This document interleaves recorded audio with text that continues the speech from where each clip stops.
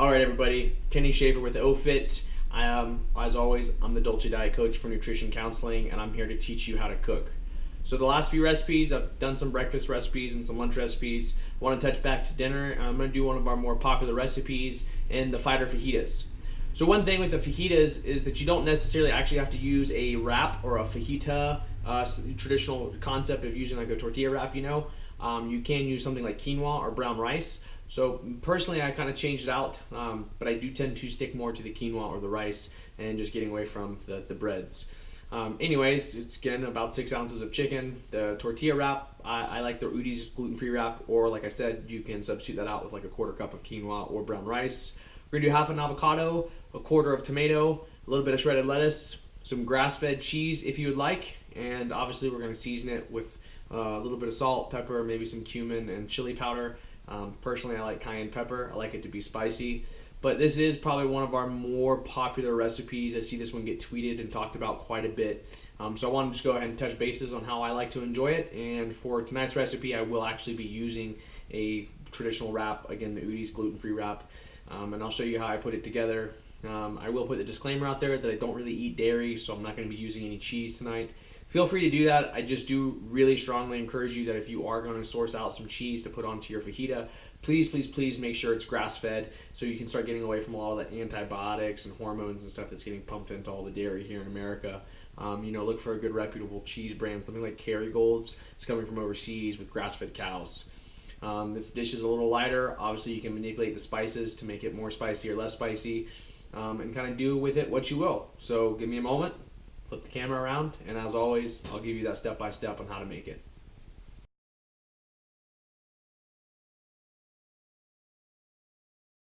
Okay, everybody, so I have all the ingredients here for our fighter fajitas. So first and foremost, the Rudy's brand tortillas. These are what I was talking about. So I like the gluten-free kind.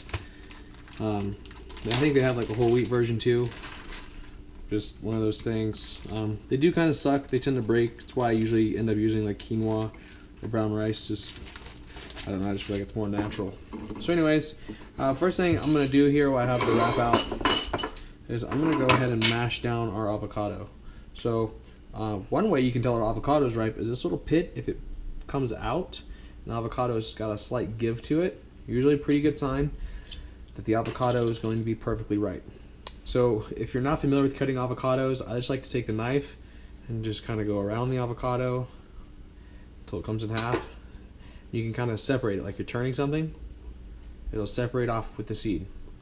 So a lot of times I see people fight with the seeds, so be careful here, but an easy, quick way that you can do it is just whack the knife in, turn clockwise or counterclockwise, whichever way, and the seed will pop right out. And then you can just push it off with your thumb, and you're good to go. And you can just slice it off. So a lot of people like to do the spoon motion of, kind of scooping the avocado out as well. Again, I don't find that necessary, especially if you have a ripe avocado. The skin should just peel right off. Save yourself a lot of headache. So, with our recipe, we're going to do half an avocado mashed down with a squeeze of lemon juice. So, since the recipe calls for some salt, I like to go ahead and put my salt in with the avocado. I think it tastes better that way, and it kind of spreads a little more evenly. I do a 1/4 teaspoon, give a little plug to on it, Himalayan pink salt. It's the best stuff on the market. It's absolutely delicious, gives you lots of electrolytes, and it's actually pink because it still has its minerals. So, we'll go ahead and start mashing this avocado, and see, as you can tell, this is a good avocado because it's slightly firm still. And I do like to use a fork, and the lemon juice kind of helps break that down, but it also keeps it from browning. And I oftentimes get asked, like, people prep their meals with avocado, and I'm like, Kenny, my avocado turned brown. Like, is it bad? Can I still eat it? Yes, you can still eat your avocado just because it's a little brown. So what's happening there is the avocado has been exposed to oxygen, so it's becoming oxygenated on the surface there, and that's just what causes the browning. Typically, a citrus juice will stop that from happening. Most people like to use lime juice. You can use lemon juice. I think lime juice pairs with it a little better, but I mean, maybe that's just because we've been conditioned for the whole kind of guac and cilantro and stuff like that. But got a nice little consistency going here. So this is going to kind of act like a spread. So again, like I said, I don't use cheese. So keep in mind, if you're going to use cheese, this might be a recipe that you can roast and melt down the cheese, but I'm not using any cheese, so it's not that big of a deal for me. So we'll take our spoon out. I'm just going to spoon all this avocado onto the tortilla. Boom, boom, boom. And then I'll kind of just mash this around.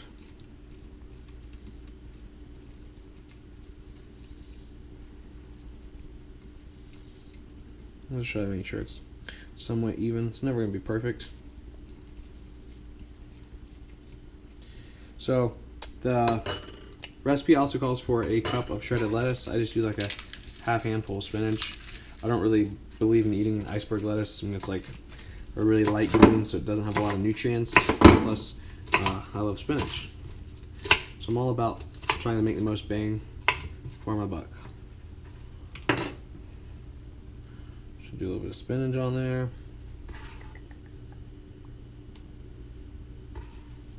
And then I think in the rest, at the beginning of the video, I also said a quarter cup of tomato. It's actually, or a quarter tomato. It's actually a quarter cup tomato. But it's about what this ends up being anyways. Again, it's just kind of one of those things. I've made the recipe enough.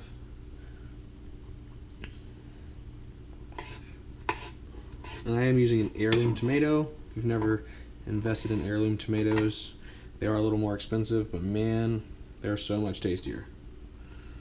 So pretty quickly you can already see like this is gonna come out to be delicious. And this is our 6 ounces of chicken breast.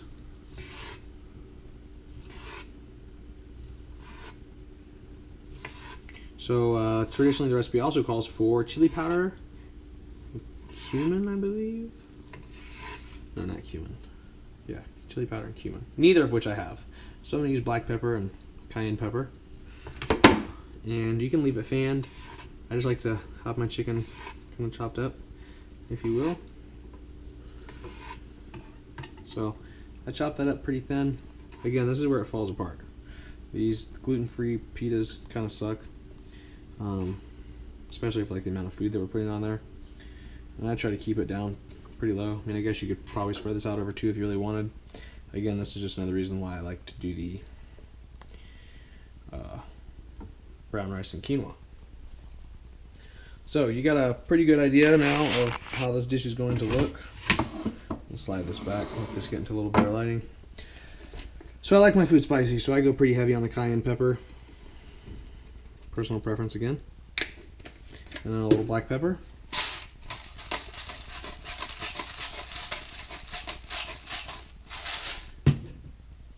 And voila.